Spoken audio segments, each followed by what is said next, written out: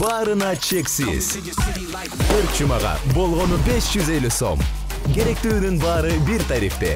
Чексиз интернет, бардык түйүндөргө чалуулар, мессенджерлер, социалдык тармактар, телеканалдар, фильмдер, сериалдар. Жана эсимди акысыз кошобуз. Баарына эң сонун мүмкүндүктөр. Переходи на ОМ. Баарына чексиз.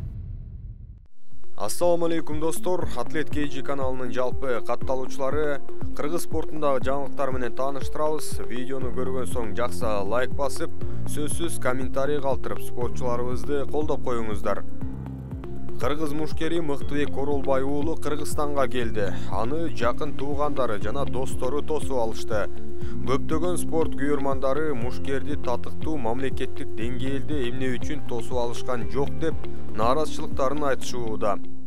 Ассаламу алейкум, урматтуу бир туугандар. Аллахын буйруп, биз канча жыл күткөн күн келди. Бизден качан UFC чыгат деп. Биздин Мыктыбек UFC чыгып, жеңишке жетип, мекенибизге кайтып келди. Бирок татыктуу тоса албадык. Мунун үчүн Мыктыбектен кечирим сурайбыз. Эмне үчүн бизден UFC мушкерлер чыкпайт десе, биздин мушкерлердин унутмагы жок экен. Мен сиздерди унутмакка чакырам. Жалгыз дарак бак болбойт. Эч качан. Жүзүңөрдү колдогула. Силерди көрүп биз колдойбуз. Жаш келечектеги спортсмендерге силер үлгү болгула. Мен силерден ошону өтүнөм.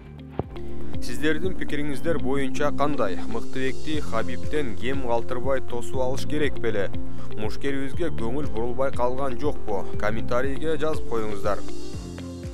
Кыргыздын дагы бир мушкери Адилет Нурматов келерки беттешин 5 декабрь күнү Бахрейндин Brave CF уюмунда өткөрөрү маалым болду.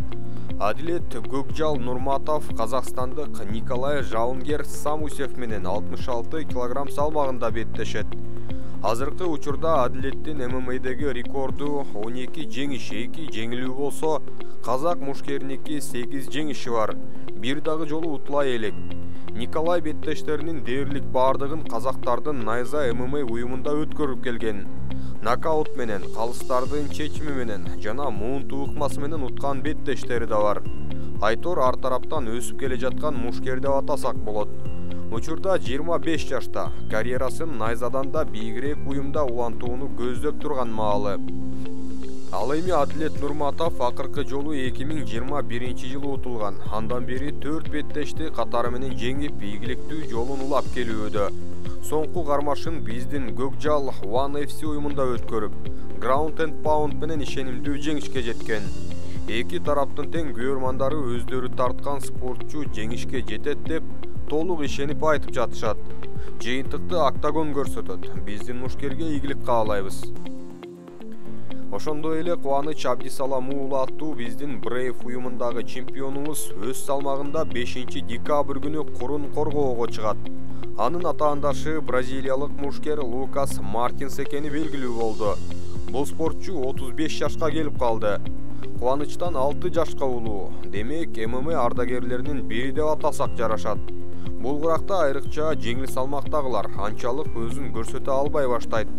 Тажрыйба жагынан Кубанычтан кем калбаганы менен жаш курагы толук кандуу атаандаштыкты көрсөтүүгө мүмкүнчүлүк береби деген суроо жаралат. Анын ММА рекордунда 22 жеңиши, 6 жеңилүүсү бар. Акыркы жолу 2021 жылы казак мушкери Олжас Эскараевке жеңилип калган эле. Ал эми Кубаныч ал мушкерди утканын эске салабыз. Мартинс 2022 жылы 1, 2023 жылы да 1 беттеш гана өткөргөн. Анчалык активдүү мушкер эмес. Ал эми биздин балбан ушул жылдын февраль айында Камил Магомедов аттуу дагестандык өтө мыкты жигит менен чыгып, жеңишке жетип, чемпиондук корду тагынган. Ошону менен Кубанычта 20 жеңиш, 3 гана жеңилүүсү бар.